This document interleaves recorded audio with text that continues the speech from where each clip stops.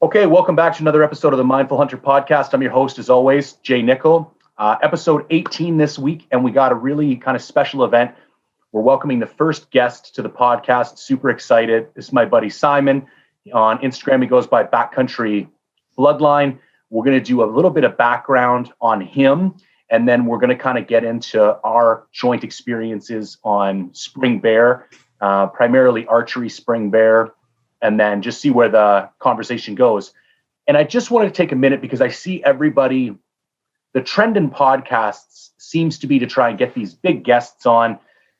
And I just see everybody having the same guests on all the podcasts, and it's kind of ridiculous. So I really wanted to stay away from that. And I think there's so much talent in our community already that has so many rich stories to tell and so much experience to share that I don't feel the need to search out big Instagram influencers. And I find this is a little bit more authentic. So my game plan is over the next kind of few months to have on more guests like Simon that are just dudes trying to get it done, work full-time jobs, got families at home, and are trying to figure out, how to find time and cash to pursue their passion any way they can. Because I think personally, I find those stories a little bit more engaging. So as always, if you have any questions for either of us after the podcast, you can get a hold of me, jay@mindfulhunter.com. Instagram is mindful_hunter. YouTube, Mindful Hunter. Like I said, you can hit up Simon. Go give him a follow at Backcountry Bloodline, all one word, on Instagram. And as always, appreciate the likes, comments, shares, subscribes, and just engaging with the platform in any way you can. Okay. With all that shit out of the way, let's just dive into it. So, Simon, thanks, man. No problem, man. So, little bit of context. We met. It's funny because we have a shitload in previous lives. You were an MC and I was a DJ, and we have friends, multiple mutual friends, but have never actually crossed paths before. And where we met was the Burnaby Lake Archery Range. Yeah. Which for people who don't know, because it's funny, I remember posting on Hunting BC and being like, hey, I just moved into Vancouver from the Valley. Where can I go shoot a bow? And everybody just started laughing at me like I'm an asshole. And there's a kick-ass archery range at Burnaby Lake Rec Center. So for anybody in the Lower Mainland who's looking for a place to shoot, have you been shooting much lately? Not there because it's been so mucky lately, right? It turns into a mud pit this time of year. But I've got 30 meters at my work, so I've been doing lots of blank bail, just up close, 6 feet, I got to go dial in my sight tape, though. I just got a Fast Eddie XL 3-pin not too long ago, so I have to get my sight pin done up this week or next week, getting crunch time here. Awesome. Yeah, so that's how we know each other. So, Simon, why don't I just kind of let you introduce yourself and maybe give us a little bit of background on how you came into hunting. Yeah, so I'm an adult onset hunter. I started hunting 4 years ago or so. My uncle did a lot of moose hunting back in the 70s, and I'm a youngster. I'm born in 1990. I'm only 30. So I used to hear his stories kind of around the dinner table at family dinners and stuff. And I would say to my dad, well, when can we go hunting with Uncle Glenn? That sounds pretty awesome. But his hunting days were over and my dad wasn't interested in hunting. I actually remember him vividly saying stuff like, well, why do you want to go out and kill an animal? And then we would go home and he'd make me chicken or beef or something like that. And as a 10-year-old kid, I could see the disconnect with that, and I thought there was something weird with that because I obviously heard my uncle talking about the meat aspect of it. And I was like, well, that's something you eat, So the fire was always kind of there, but I never got the opportunity to experience that as a youngster. And when I got older, I was a little bit of a hooligan as a youngster. So when I was 19, I got a lifetime firearms ban. So that's why I've leaned towards the bow side of things. All right. Yeah. I've definitely turned my life around a lot since then, but it just goes to show, I guess, what a razor's edge you can walk in Canada with our gun laws, right? It's pretty easy to lose that privilege permanently.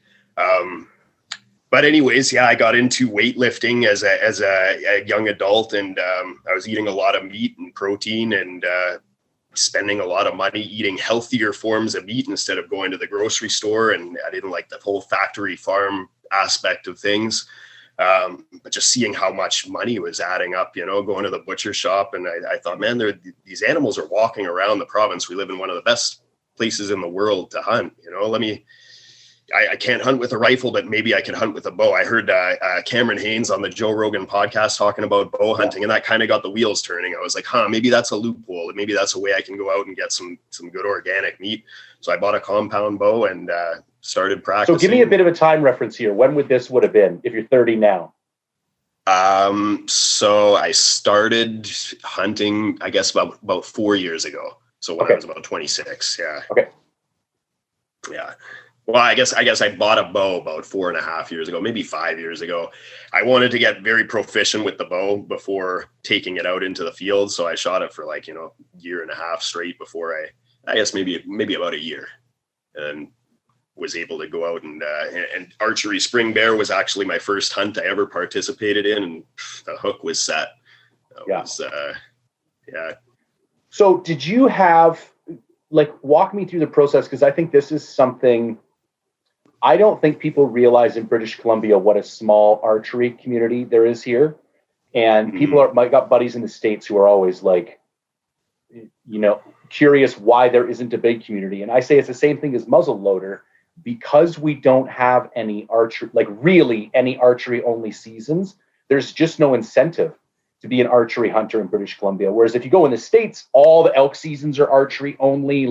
Lots of the mule deer rut seasons are archery only. There's a lot of, if you want to access certain opportunities, the only way you can do it is through archery gear. Whereas in British Columbia, deer is September 1st to 9th. Who gives a shit? Who wants to hunt deer the first week of September?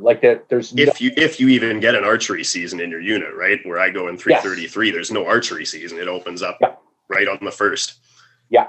So because of the lack of a decent mentoring and coaching structure, I'm curious how, when you say, okay, I got my first compound, what did that actually look like? Did you just do some research on YouTube? Did you just walk into a shop? Were you able to find somebody to give you some guidance? How did you get over that first hurdle?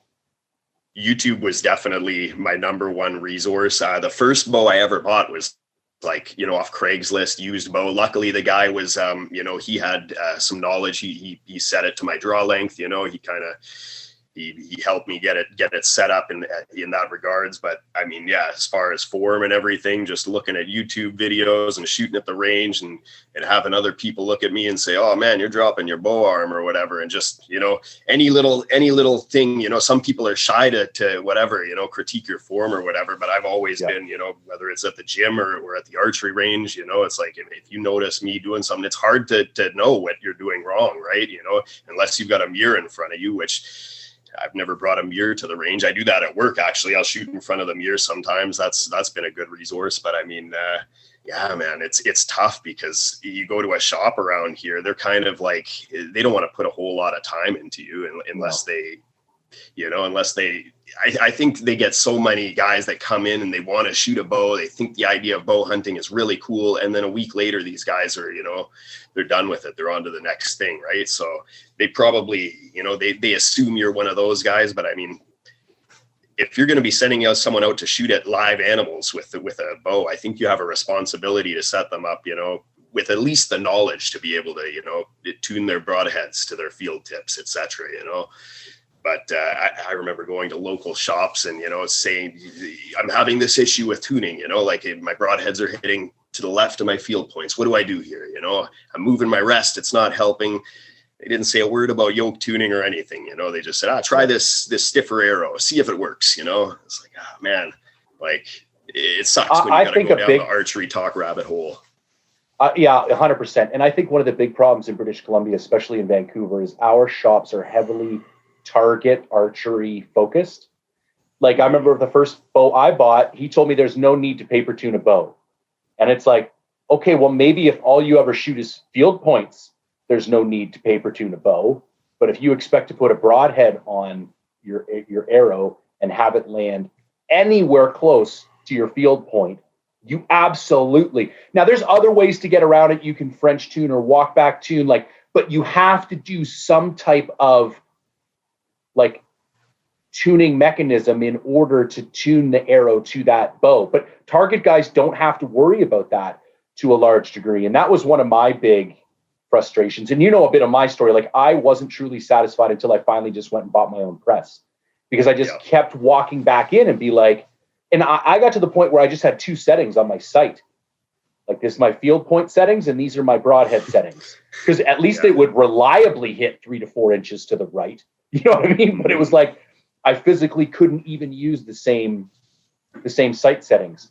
Okay, so you buy a compound bow, you go through like a year of shooting or whatever, you practice your ass off.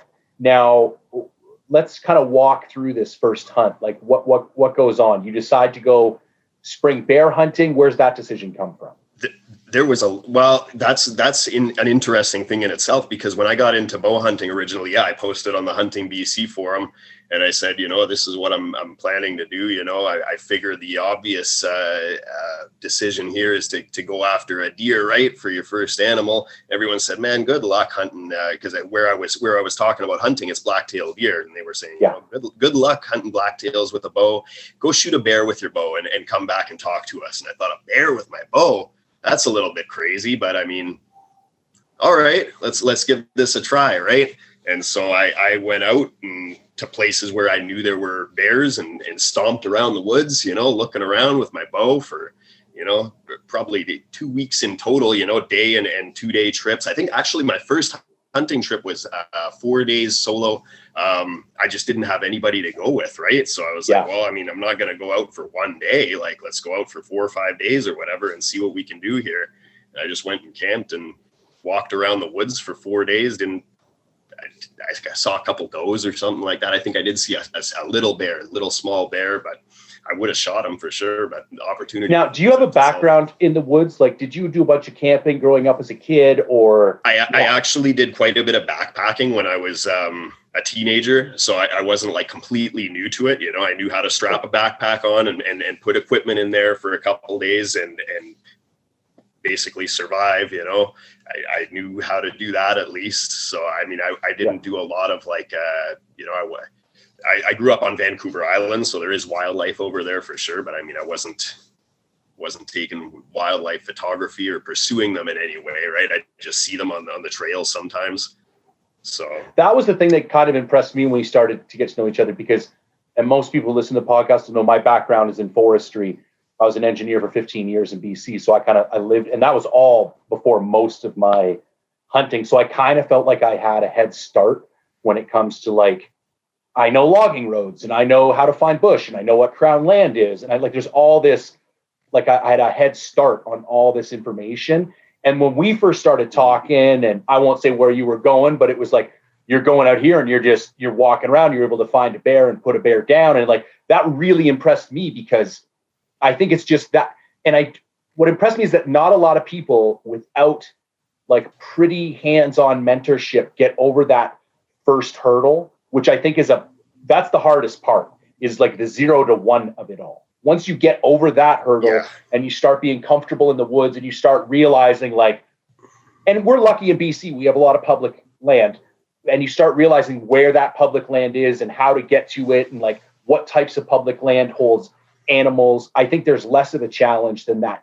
Like that first hurdle, I really think is the hardest part of it all. Oh, you're back. You cut out there for a second. You froze too. So I was just, how much did you get of what I said? I missed about the last 12, 15 seconds. Anyways, I was just saying, I found it most impressive that you were able to get over that initial hurdle. And as a guy without like a big woodsmanship forest background, you were able to go out there and get it done. Okay, so we're at and I also think that's super wise. I decided to take a bear with my first bow kill as well. And when I was very strategic about that. I had an elk hunt planned for September, and I specifically went spring bear hunting because I thought they're slower, they're kind of dumber, they're a predator, so they're going to stick around longer in most confrontational situations. And if everything is going to happen a little bit slower. So that was and it worked out really well. Like, it did give me that opportunity to kind of go through the pressure and feel what it was like to have to come to full draw on an animal before, like, peak of the elk rut, shit's running, elk's bugling, and like everything's just going crazy. Okay, so we go out for our first elk hunt. First bear hunt. You spend about 2 weeks going after bears. Jump in there. Yeah, so I was, I felt like I was spinning my wheels a little bit, but I was still persisting after it. But I did contact with a guy on HBC who, I guess his thing, he's been hunting quite a while, and he likes taking out new hunters for their first animal. And he had made a post saying, if anyone wants to get out for a spring bear with me, that'd be cool, So, I connected with him and we set up a hunt. I made sure I could bring my kid. I think he was 8 years old at the time, but I wanted him to be a part of it because, almost every hunt I had been on, aside from that first 4 or 5 day hunt that I was on, he had been along with me, so we were doing just like 2 day trips or something like that, camping out and trying to take it light. I guess that's in some ways why I was spinning my wheels in some ways, because I've got an 8-year-old kid with me. So I'm trying to take it light, but at the same time, trying to push him. But yeah, I went out with this guy. His name was Glenn. We went to a boat access only area and did a pretty easy hunt. We just quadded fire roads and stuff until we both connected with bears. I saw a bear like 100 yards down the road, walking straight down the road towards us. He stopped the quad. I just jumped off into a little drainage ditch on the side of the road, waited for the bear. He walked all the way into 20 yards. I was able to put an arrow through him, quartering away. He died in like 11 yards. I was blown away at how quick he died. He went down a little hill and he just took his last breaths. And I was like, man, like, I knew he was going to die, obviously, but that was very lethal, So, and right away I could see what people meant about, like, hunt a bear first. They're not as sketched out as deer. It's a different ball game. So what was that like? And we don't have to go like all crazy Donnie Vincent on us, but emotionally, because I was kind of, I don't know if I would say I was surprised by my reaction the first time I killed an animal. It just wasn't what I was expecting. What was that like for you? It was a big sense of accomplishment, just because it was, it was like, quite a long time. Every time I'd go shoot my bow at the range, this is what I'm thinking about, right? Every time I make a little gear purchase or whatever, I can't even begin to talk about all the little bits and gadgets that I figured I needed for my first little bit hunting, but like, this is what I'm thinking about, right? I got to go out and kill something and bring it home to fill the freezer. And it gets to the point, where it's like your family is kind of thinking like, what is this guy doing out there? He's not going to kill anything out there. He's just walking around the woods with a bow, And it's like, I got to not only prove to myself that I can do this, but it's like, I got to prove to my family that it's like, I'm not just pissing money away on nothing here. Right. Yeah. So, but that's the thing, you make these initial investments, and now I can go out and fill the freezer every spring, knock on wood here, but there's always a little bit of, Yeah,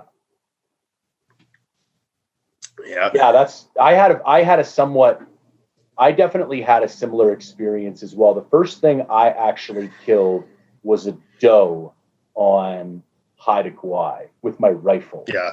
And I was like, I don't even know if this is something I'm going to be into.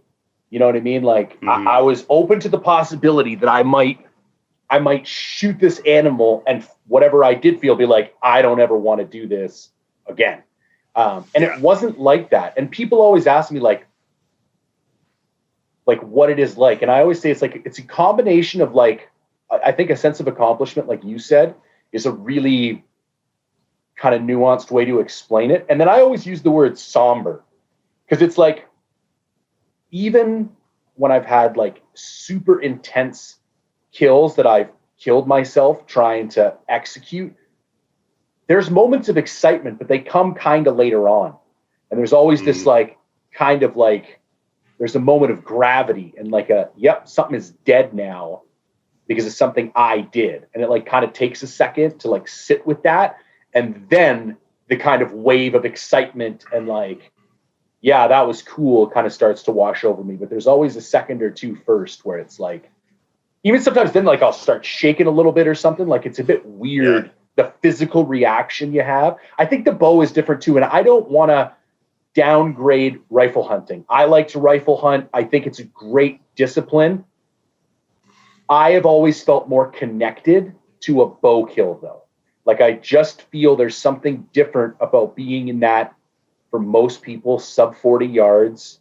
And I just feel like it's a more tangible connection between the bow and the arrow and the kill. I've always felt just closer to it, I guess. I don't even know if that's a good explanation, but it's always felt a little bit different than a rifle kill. It's much more intimate. Like there are close range rifle kills, but typically you're shooting something from long range. By the time you get to it, it's well expired, you know. Like my first bear was a bit of a unique experience because, like I said, he didn't go very far. I was able to walk over and watch him take his last breaths, you know. So as I'm feeling that accomplishment, you know, and it's like, yes, I did this. I'm watching him expire, and it's like, yes. And like you said, that's because of me, you know. That's not, I didn't just walk up and he's dead, you know. I'm watching his life leave his body because of actions that I took, you know. So there's that heavy aspect of it as well. And it's strange to kind of put that into words for people that, you know, they've never hunted. They don't understand that, because when you set a PR in the gym, you know, it's like nothing but accomplishment, right? Nothing died for that. Yes. But when you accomplish something that you've set out to do in the hunting world, you know, something has to die for that. And it's, you know, ideally it's an animal that's at the end of its life, and you can feel very proud about that, you know, this animal, if I wouldn't have come along, it would have had a nasty winter here and it would have died slowly, you know, and yes, I killed it, but it's, you know, it's the best death that the thing ever could have asked for. Right. So, I mean, there's the accomplishment in the sense of that as well, but it's an incredibly nuanced feeling and hard to explain to people that have never done it before. Yeah, I totally agree. So walk me through a little, and I don't want to jump too far ahead, but walk me through a little bit of the journey with your boy, because I find this kind of really interesting. And I know you have made things intentionally more difficult on yourself because of what of a priority it was that he play kind of an integral role in this journey. So I'd kind of love, and I think it's very admirable. And my daughter's only 5 right now, so she can't really come with me yet, but I'm kind of watching what you're doing from afar and kind of taking notes on it. So kind of walk me through how that, I saw you made that cool post the other day, which was like it's almost like a transformation pic, but like the kind of transformation from walking with him 4 years ago to walking with him now. So yeah, walk me through that a little bit. Yeah, well, I mean, when I first got served with my firearms ban, he was just a little baby, you know, just brand new. And I remember the first thing I thought was like, okay, like, I don't care about myself, you know, I don't care. But I mean, this kind of means if I ever wanted to take my son hunting or something like that, I can't do that. So, I mean, that's why when I did hear, you know, about bow hunting, and I was like, okay, well, like maybe I can still take my son hunting, you know, I thought that would be a great bonding experience for the two of us, you know? So, I've always tried to keep him a big part of my hunting experience. He's been with me on 2 bear kills. He helped me pack one out. He packed out a full rack of ribs, both tenderloins, both back straps, all in one load. Little beast. He was like 8 years old. I guess he was 9 at that time. But he's a beast. He can definitely let me know when he's tired and hungry and stuff out there, you know, because I do definitely make it easier because he's young, but at the same time, it's like, you know, we're not hunting from the truck, you know, we're hunting with backpacks, we're hiking, you know, I mean, he's definitely tougher than a lot of adults I've met at this point. But I think there's a lot of times right now where he's like, you know, oh man, hunting again, you know, but I think he'll really appreciate it when he's older. I don't push him too hard anymore. Like at first it was really important for him to come along. He helped me gut my first bear. You know, he was right in there pulling out intestines and everything. At first I was a little bit hesitant. I was like, I don't know if he's ready for all that. But once I saw him, get involved with processing meat and everything like that. It's like, oh no, this is far more natural for a kid, right, to walk to the grocery store and carry home. He's never once told me like, got excited about we're going to get groceries. But when I've got a bear down and it's like, okay, let's go, we're going to go track them and process them. All of a sudden, he loses track of time. He thinks 10 minutes have gone by. It's been an hour and a half, it's crazy watching the light come on. It's like, okay, this is what we're meant to do as a species. Yeah.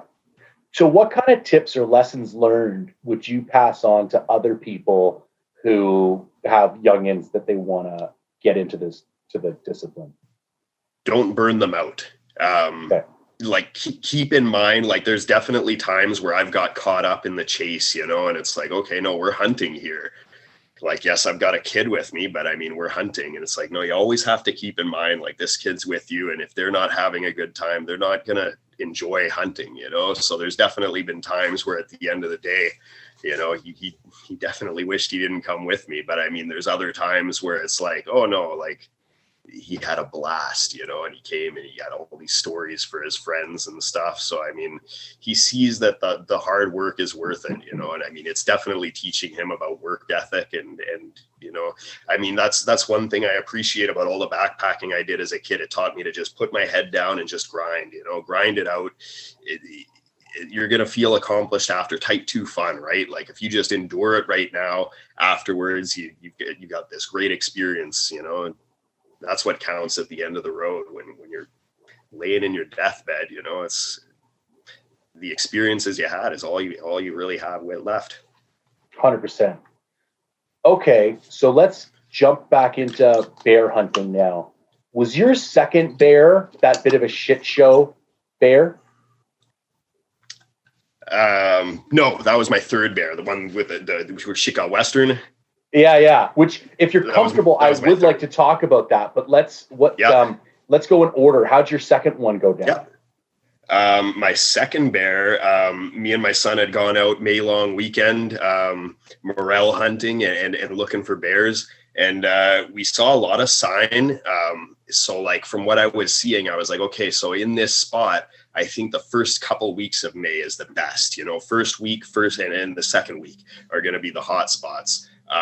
But I still wanted to persist throughout the season. I think we might have gone out a couple more times and definitely went out the last weekend of spring bear there, which is, the end of June, long days, I think it was May or June 22nd when I ended up shooting that bear. So the day after summer solstice, second longest day of the year or whatever. Right. And, I was a bit of an idiot at the time, and I would get up at first light to go hunt bears. Yeah. So so we backpacked in, not too far, a couple kilometers up to the top of this burn. And I would kind of hunt around camp, let him sleep in the mornings. And then in the afternoon, we just pounded around the burn and more still hunting, kind of, listening, watching. And at one point, actually, we were eating lunch, and I heard crunching through the timber. And I was like, that sounds like something walking through the timber. And he says, yeah. And he just keeps talking away about whatever. I say, no, just wait here. I'll be right back. And I go into the timber, and then I can hear, I'm like, okay, that's not a deer. That's a bear. So I had heard Snyder talk about on one of his podcasts about huffing at a bear to get it to come out. So I said, I'm going to try this. So I gave it one good, and I see a flash of reddish brown fur behind two trees. And I'm like, that's not black. Like, I should have drawn back right when I saw fur and then figured it out when it came out. Right. But the color of it kind of threw me off, even though I know there's color phase bears up there. I was expecting a black bear. Right. But it comes out, and it's a nice rusty red bear. I can see the scars all over his face. He was clearly a boar. It was June, so he's rutting, he's looking for a female bear, or whoever huffed at him. If it's a male bear, he wanted to scrap. He's looking, and he's 15, 16 yards away, and he's walking straight towards me. And so my eyes just go big as saucers. I draw my bow back, and he sees that movement, and I see his eyes get even bigger than mine. The fear just went into it. Like, he went from ready to scrap to just, oh no. And he was out. So how far away at this point do you think he is? At 13 yards or so. He was close. and walking straight towards me. So it would have been, frontal shot. I was putting my pin, right there on his clavicle. And he went out. And so that kind of, that gave us the fuel we needed. I went back, told my son, this is what just happened. We got to find this guy, because that was a nice bear, nice big bear. And so he got real excited. And so we hunted the rest of the day, and then we went and back to camp and had dinner around 7. And I don't even think I really ate. I ate a little bit, and I said, you know what, Blake, just hang out here. I had my girlfriend was with us, so she hung out with him, and I just went out and took a poke around. I said, you know what, it's evening time. I'm going to try and scare up a bear here. 100 yards away from camp, I just thought to myself, I saw some claw marks on a tree. And for whatever reason, I was like, I'm just going to try blind blowing this predator call. I don't know how many times I've done that, just to seeing lots of bear sign, and let's try calling. Nothing happens 99% of the time, right? And this time I see a bear pop up like 40 yards away from me out of a little depression, start running right towards me. He's running to the Christmas trees just to the right of me. And I'm thinking, man, if he gets in there, he's going to come out like 3 yards away from me. That's not ideal. So I crashed down this little hill, and he definitely heard that. And I went back over to the edge of the timber, and I'm glassing. I can't find him. I'm glassing. And I see at the top of the hill, there he is, sitting on his back legs like a dog, just looking down the hill. And he huffed at me so loud. I've heard bears huff before, but he like yell huffed. I don't know if you've ever heard that, but it was like a projection from 83 meters, just, down the hill. I felt it hit me in the chest, and I was like, okay, it's on here. Let's see if I can bring him back in. And so I started blowing on the call, and he right away, it's like he was so mad, and then he forgot all about it. And he's like, oh no, I'm hungry. And he starts running down, and he hits the Christmas trees again, where he was running the first time. And I quickly grabbed my rangefinder. I ranged a couple stumps that were just up on the top of the hill there, just so I had some points of reference. And I hit that call again. Because one thing I noticed, like I would hit the call and I would stop, clip my release in or whatever, and he would just forget like everything that was going on and just start walking away the other direction. And I was like, well, what the hell? So I'm going to have to continuously call this thing, right? So I just was hammering away on it, hammering away. Finally, he pops out of the Christmas trees. He's 30 meters away. So I drew back and let her fly. I think what happened there, I had my pin on he was quartering towards me. So I had my pin like right behind his shoulder to go right through the lungs. But I think I was looking at his face and kind of watching his reaction and his demeanor, because he's 30 yards away from me, 30 meters away. And so I'm watching his face, and when I let the arrow fly, I saw it went to the right of where I was aiming. It skirted that shoulder, and it went right into his throat. I was like, oh no, that's not a good hit. And he ran into the Christmas trees, and so I was like, oh no, it's thick in here, man. Like it's that was logged about 15 years ago, so it's pretty thick in there. So that was a pretty crazy tracking job. At first, it was just little pin drops and stuff. It was hard to even find the blood trail. But once I got on it, like it hit his carotid, it hit his, all his arteries in his neck, hit his windpipe and everything. So he was spitting blood out quite a bit. Once the trail opened up, and once the terrain opened up as well, because my son, I had him quite a bit behind me. He did want to track with me, but I didn't want him leading the way on a air tracking job, not knowing how my hit was, right? So I had him quite a ways behind me. I'm following the blood, and once the terrain opened up and it was like obvious, it's like somebody's pouring a milk jug out on the ground. I said, well, have at her, kid. And he found him in like 20 seconds. It was unreal how quick I'm crawling around trying to find. Granted, I was in the thick stuff, and I let him go when things opened up. But man, he was like a little natural. He's got way better color vision for blood than I do. That's great. Yeah. He died in a real shithole though, so we had to quarter him up there and pack him out. But yeah, that was cool. I asked my kid, like, hey, can you handle the tenderloins, and your deer, because he's got his camp gear with him too, right? Right. And he says, well, what if I carry my sleeping bag like this, and then I can put ribs in too, in the back straps? And I'm like, well, so you want to carry more?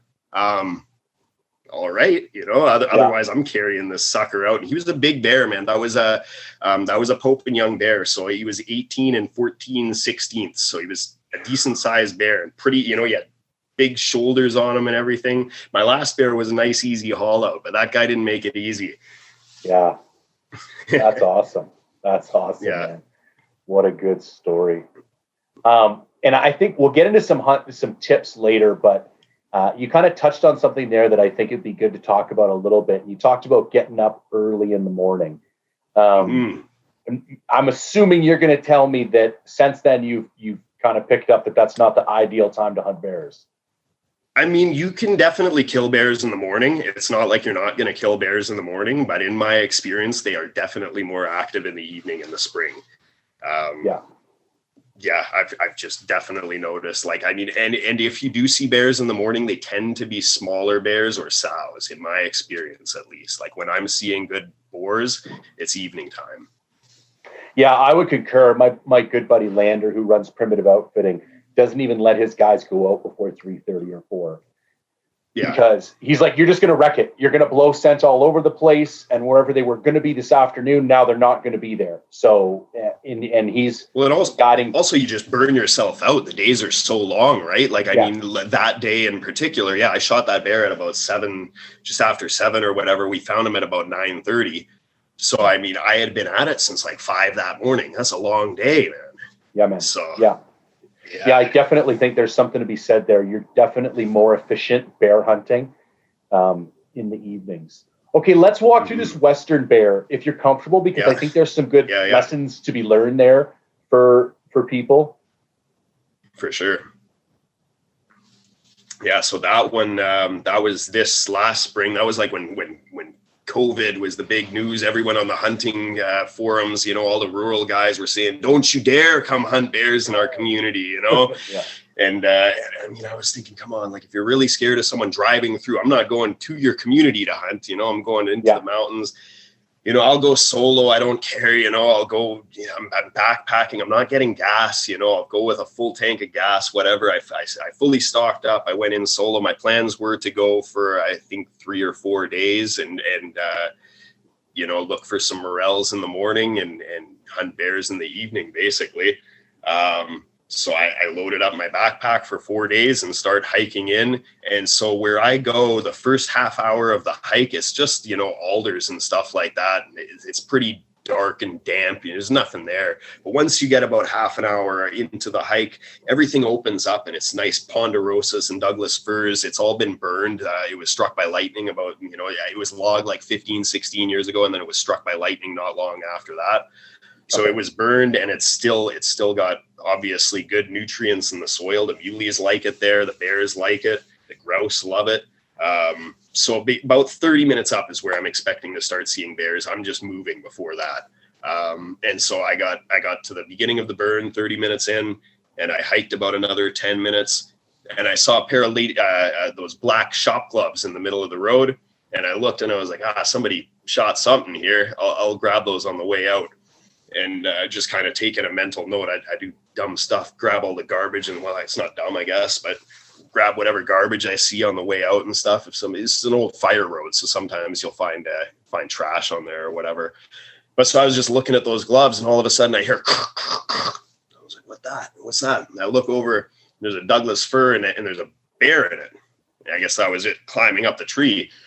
So I'm like, okay, that's not a big bear, but I mean, bird in the hand is better than 2 in the bush, right? Yeah. So I'm thinking to myself, do I want to shoot this bear? I mean, that ends my hunt right now, but at the same time, I might stomp around here for 3-4 days and not see anything.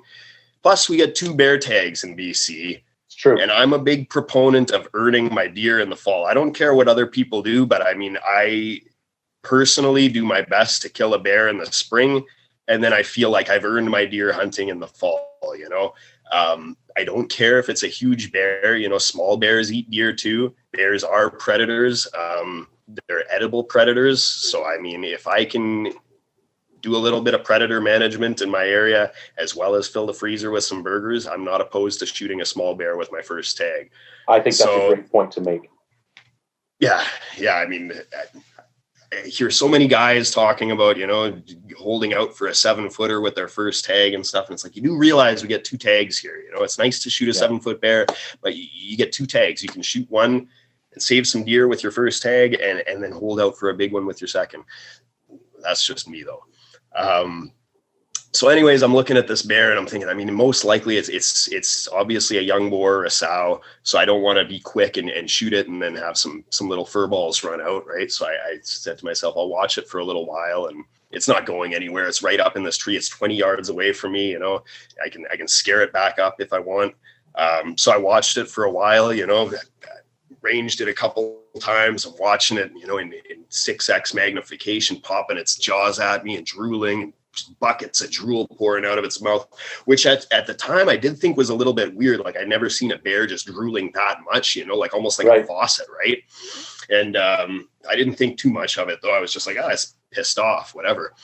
And so finally I said, it's enough waiting. I'm going to shoot this bear. I'm going to, you know, it's an easy pack out here, whatever. So I drew back. It's on the tree like this, you know, like that, broadside. And so I put my pin, you know, right there, and it started climbing down the tree. So I waited for it to stop. And I guess I didn't notice that it kind of stopped like this with its arm in front of the vitals, but I let it rip and it busted right through that humerus and went into its lung, into its spine. And it just dropped out of the tree, hit the ground, you know, 15 feet out of the tree, hit its head, and it just laid there, you know, just didn't move at all. And I was like, okay, you know, like, I've seen bears die pretty quick off arrows, but that was damn quick, you know? And I should have knocked another arrow just on principle, right away. Yeah. But I didn't. I just watched it for a minute, and then all of a sudden it jumps up and tries to walk away, you know, on 3 wheels. And I'm thinking, oh man, I better get another arrow into it. So I knock another arrow, draw back. I let another one go. I think it was even walking while I let it go, but that one went through. It was quartering away. It broke a rib, sliced like its whole side open, went out the other side. It jumped over a log, kind of got hung up. I shot at it again. That shot actually missed, and it was like 12 yards away. So that just shows you, you know, when you're drilling stuff at 60 meters at the range, you know, it doesn't mean anything when you got adrenaline going and you know, animals moving around, you're aiming at it. It's a different ball game. So then it went around a tree and it's facing me. It's at 7 yards now, very close. You know, I was just, you know, autopilot, just trying to get arrows into it, you know, make it lie down. So I drew back, put my pin just right frontal. It's kind of sitting facing me like that. And I put another one just frontal right through the thing, end to end. And then it kind of went and lied down in a bush and did its little moan. And I figured, okay, it's dead now. I'll give it 15 minutes. I'll process it. So I waited 15 minutes, went over, and it you know, it wasn't dead yet. I only had one arrow left. Yeah. And I've got one arrow left, and I'm thinking, man, like I may need this if I'm processing it and another, you know, pissed off bear comes along or whatever. You know, I need at least one line of defense here. I got no more arrows in the car, which was a valuable lesson to learn. Now I'll always keep some backup arrows. But so I backed out and dropped all my gear back off at the vehicle, said I'll just come back and process this thing and pack it out. Came back, it was dead, thankfully. And this time, actually, this is one thing that I learned with the other bear before, my second bear. We hadn't taken much time to take field photos. You know, we took a couple quick photos and then I cut it up, and that was that. And then like my only good photo of that bear was it halfway quartered up with intestines in the background and stuff. And I'm like, this is my best representation of this bear, but it's not a photo that I can, you know, show people really, you know? So I said to myself this time, I'm definitely taking the time to take some good photos and get a good representation of this animal, because once it's cut up, you know, you can get it taxidermied, but I mean, there's something to be said for a good field photo that brings you right back to that moment, you know? So I couldn't agree more. Yeah. It's something I think a lot of people don't stress very much, but I mean, it's not crucial. I mean, it's not going to make or break your hunt necessarily, but it is really nice to be able to look back at photos and like, oh yeah, I remember I was wearing that, you know, that was the gear I had with me, you know, I remember that hunt. it's crazy what the mind can do after a while. I mean, that was another interesting thing watching it on GoPro after, and it's like, that doesn't necessarily sync up with what I remember happening. But I mean, adrenaline is a hell of a drug. So, and that's an interesting point, because I think, and I've seen the footage, and we've talked about this hunt before, and I think you did, once you initiated the chain of events, I think all of your reactions were appropriate. I don't really see much of an opportunity to have done anything different. Maybe the one miss, I could maybe say, okay, well, don't miss that one. But even that, is a little bit subjective. But now that you've had a chance to like sit with it, watch the footage, if you're going right from step one, and I want to make one note about when you said his arm might have been lower. I don't think people understand what it's like to shoot a black bear. You are literally looking into a hole of light. Like, there's no tuft of fur that you can aim at. There's no shadow line on their shoulder blade. Like, it sucks light in. Like, you can't see anything. And in fact, even like, and I think this is why so many people have problems putting bears down, is that they just put their scope or their pin in the black. And it's like, that's a giant area. So for people listening, take it with a grain of salt, because it would be incredibly hard to tell exactly where that arm was positioned in that particular situation. But in regards to anything else, is there anything you would have done differently, or takeaways that moving forward, you're like, next time I would do XYZ?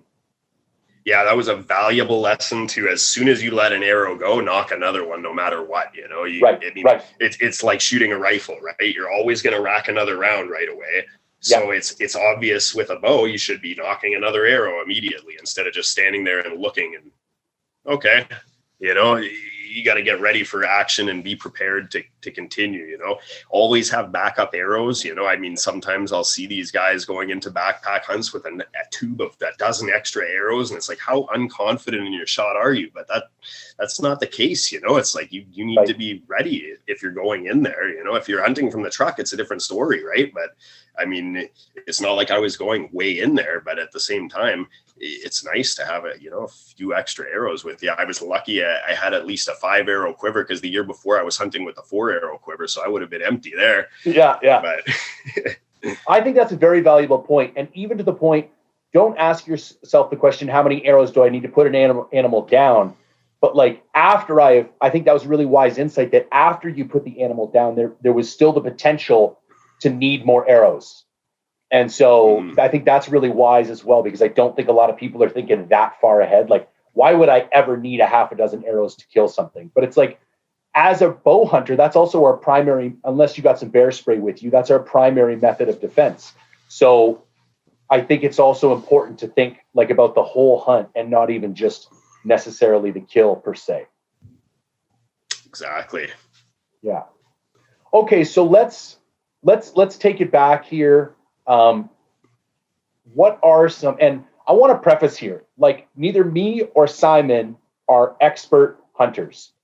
Both of us, I would say, are like intermediate. We know enough to get it done. And I think learning is very important to both of us. So we've spent a lot of time kind of studying other people and learning as much as we can. But I don't want to come off on this podcast like we're some bear hunting experts that know everything about bear hunting. That's not the case at all. But sometimes I think hearing from guys like us is almost more valuable, because we're in the mix. We understand what it's like to kind of not know what to do and then just figure out enough to like go out and get it done. Where I think sometimes you talk to a guy who's been killing bears for 20 years and he takes so much for granted, and he does so much unconsciously that he even has a hard time articulating it, because he doesn't think about it anymore, because it's so natural for him. So given that, I'm sure I know I've gotten lots of messages from guys this year who are just getting into it. Spring bear hunting is probably going to be their first hunt. What are some tips you would give these guys who are going out there to get after it, maybe for the first or second time? Yeah. So south facing slopes for sure. Reason being, obviously, they get more sunlight, more grass growth.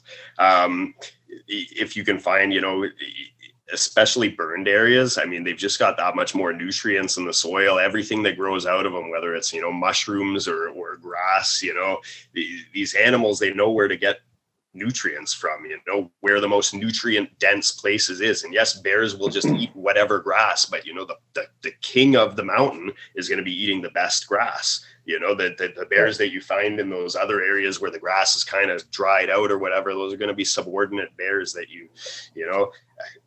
I'm not a trophy hunter, but ideally, I'd like to kill a mature male that's out there, killing deer, killing cubs, whatever, right? Then I feel like I'm doing something other than just eating the animal, right? So, south slopes burned particularly. I like still hunting a lot. I mean, it's easy to kill a bear from your truck. You can drive around logging roads until you see one and kill one. But I mean, I like getting in there and participating in their environment, being in their bedroom, tricking them, whether it's huffing at them or calling them with a distress call, or it's cool to talk to bears too. That's another, it's like elk hunting. It can be, at least, I mean, you have that aspect, like, especially during the rut, when things really get hectic with them. I've always wanted to try, there's that noise they make before they're gonna fight. They call it pulsing, where they go kind of, I don't know if you've heard that one, but they kind of go in and out with it. That's one I've always wanted to just kind of see how they react if I make that noise at them. Yep. Might not go over so well, but I mean, it's cool experimenting with them because they're not so, like sometimes elk, you might call at them with a perfect cow call or whatever, and they just get scared and they run away, 100%. Bears are just so much more curious. What the hell is that over there making that noise, And they're a predator. You can't undersell that. And it's not going to work every time, but their first instinct is not to run. Whereas any other prey-based animal, in order to get them to stick around, you have to get them to do something against their instinct. And I think with the bear, you have instinct on your side. Like, their instinct is fuck you.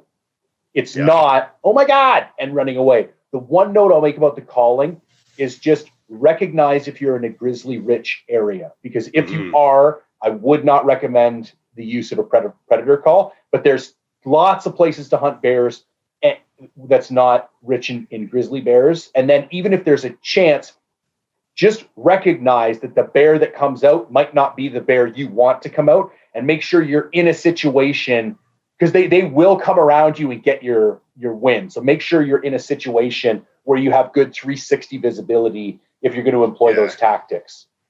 I think too, a couple things I would add that were counterintuitive for me, because I'm kind of like a mountain hunter, and I had to kind of fight some of my mountain hunting urges. I liked what you mentioned about early spring. I think they're not as active in those first few weeks, but they're more constrained because there's more snow on the mountains. And I think there's a real golden time of bear hunting when there's still a lot of snow, because the only places they're going to be are the greened up areas for precisely the reasons you mentioned. They got to eat. And so, like, edges of fields, and I should say meadows, because field would conjure images of like farmers' fields and private property, but even like meadows, edges of meadows, train tracks are fantastic. Early on, I can think the south-facing slopes are going to get more sun. Avalanche chutes are another one. They're going to open up first, but like for those early season weeks, I would really, don't charge up to the top of the mountain, because it's still going to be under the snow. Think about that bottom third of the mountain, creek beds, railroad tracks, edges of meadows, avalanche chutes, fire roads that have been seeded with clover, grass, anything like that. Beautiful. Yeah. And they'll always have the one ditch line that's going to melt first. Yep. And I think for beginner hunters, walking roads is a fantastic. You're going to feel a little bit safer. You're going to get a little bit more notice, like you're going to see that bear. You're not going to feel like you're in the trees and the bear's right on top of you. I think walking roads. I've taken my mountain bike out. I think that's another way, because it's pretty quiet. That's a great way. Yeah. Yeah. Yeah. So I think those are, I'm trying to think of other, we've already recommended, and I can't stress this enough. I think spring bear is a fantastic first archery hunt for all the reasons. And the other thing that we can't kind of oversell is the lack of pressure this year because of no Americans. I know a lot of the areas we hunt in the lower mainland aren't heavily guided areas, but all of the entire province is going to see less pressure again this year because there's no Americans allowed to come in and go guided hunts. And I'd like to support your predator-based tip that you gave earlier. I think that puts even more of a responsibility on us as BC hunters to like get out there and knock some bears down. Like, we have a thriving black bear population in British Columbia. And without hunter management and population control, it gets way out of whack. And I couldn't agree more that it's our responsibility to get out there and go bear hunting. And like you, listen, I'm not going to tell other hunters what to do. As long as what you're doing is legal, I support it. However, if you ask me, I think it's the responsible thing to do is to try and get out there and knock the numbers down in the spring, especially because it's almost more than any other wild game resource in British Columbia. It's clearly healthy and renewable. There's a lot of guys that turn their nose up at bear hunting, but then complain that they aren't seeing any deer in the fall. Yeah. So, well, and the other thing that I hear all the time is the meat, and I just lose my mind. And I was just reading Daniel Boone's biography, and if you go back into 1750s, that was the bear preferred was the meat, preferred right? That was what they ate. Yeah. The deer they only killed for the hides, for clothes and shit. Yeah. Yeah. And I've never had a lot of fishy bears. I spent a lot of time and lived on Vancouver Island for years, but I didn't hunt back then. And I can totally understand fishy bear. And yes, I'm not advocating eating bear who are eating rotting salmon in the fall. That's not what I'm saying. But all the bear that I have killed in the spring have been delicious. And I even did an experiment 2 Christmases ago. I made venison ossobuco and bear ossobuco. And I made it in the sous vide. I used the exact same spices, the exact same sauces. I served them both on risotto and served this to my family for dinner, like big extended family, not hunters by any stretch of the imagination. And the consensus around the table was that the bear was the better meat. Yeah. Yeah. When people tell me that they don't like bear meat or bear meat's no good, that just tells me that they can't cook, basically. Yeah. I mean, you can make bear taste amazing, and it's not like you have to dope it up like crazy. I mean, I make burgers with just straight bear, and it's 100% amazing. Yeah, you know? I like making bear sausage. I like it in the slow cooker. I'll take stew chunks, just little 1-inch cubes. And like, I'm talking quick and dirty. Like, I'll go to the grocery store and get those little Clubhouse, they're like little liquid rub packets with a little twisty top on them, and they're like a squeeze pack. And I just squeeze a package of that in the slow cooker, cook that for 8 hours. And like, I'm eating that thing for 3 days just on rice and potatoes. And it's delicious. My daughter, she's 5. Her favorite meat is bear sausage. Yeah. My son's favorite is bear shanks. Yeah. I've always said it's much redder. I don't know if it has a higher iron content or what it's for, but I do find it almost has a sweet taste to it compared to like a venison or an elk. I find they're so variable. Like whenever someone says bear tastes like this, or what does bear taste like? It's like, well, I can tell you what a bear tastes like, but the next bear I kill might taste totally different, you know? Yeah. I mean, it's like you could have identical meat care. And I mean, just depending on what they're eating, because I mean, you eat 5 deer, they've been eating very similar food. They're going to taste very similar, you know, but 5 different bears, who knows what they've been eating, you know? Like, I mean, I caught a little bit of flack from some dudes for just keeping and shooting that last bear, you know, putting arrow after arrow in it. They were saying, well, you just pump that thing full of adrenaline. It's going to taste awful now. That was the best tasting bear I've ever eaten, you know? So, I mean, I don't put a lot of stock into that. I've heard that a lot before, you know, the adrenaline's going to make them gamey and stuff like that, but this doesn't match my experience. Yeah, I would agree. Now, just for responsibility's sake, I will mention bear have the potential to carry trichinosis, which is widely carried in pork, although not really anymore. And I believe it's 165 degrees they recommend cooking your. I should go look this up. I think that is exactly why a lot of people say bear is no good, because they read that 165 and so they cook the hell out of it. They make shoe leather out of their bear. I've been to barbecues where guys do a bear roast. No, I do my bear at 145, 150. There's no problem as long as you sustain the temperature for a certain amount of time. That's the key. And I heard this like a meat scientist on Meat Eater talk to, but he's like, listen, if it only got there for 1 second, yes, technically to be ultra conservative, that's where you need to go. But I do a lot of bear in the sous vide. And I'm just like you, I can take it up to 140 and leave it there for half a day. And like, I've looked into it. Nothing is surviving that type of heat for that time of time. So I'm glad you brought that up, because it's definitely twofold. It's temperature over time.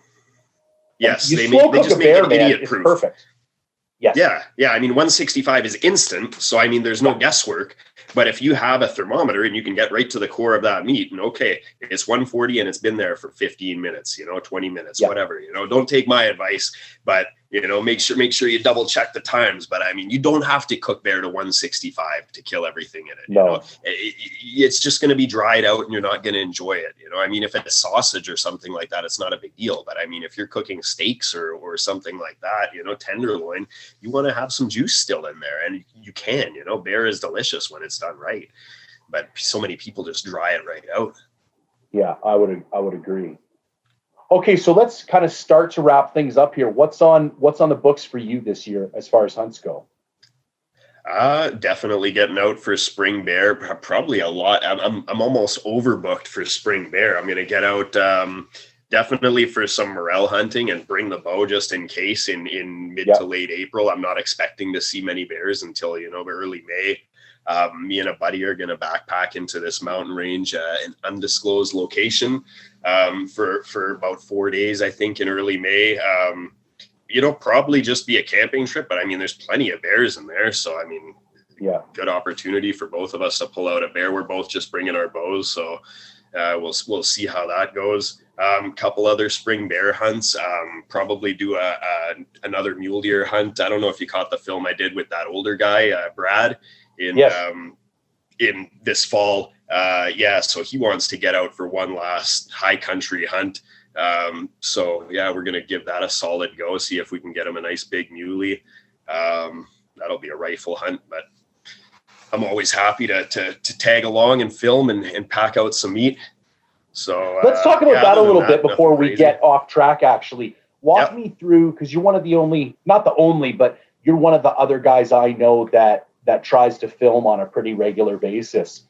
So talk about that for a minute and kind of why you decided that was something you wanted to do, and any lessons that you've learned through that, or things that you appreciate about it. Yeah, I don't know. I had always been kind of interested in the film side of things, and the film photography. There's a lot of crossover there.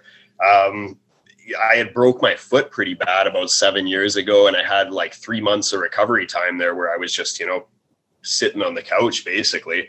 And so I realized there's lots of seminars on YouTube about filmmaking and photography. So I just basically spent that entire recovery time just, studying up on it, bought a camera and just started playing around. And when I started hunting, people would ask me, oh, how was your trip and stuff? And I'd have a couple photos or something like that, maybe a video clip of something like that. But I was like, let me start actually putting something together so that when people ask me, I can actually say, hey, well, here's a video of my trip, knock yourself out. Right.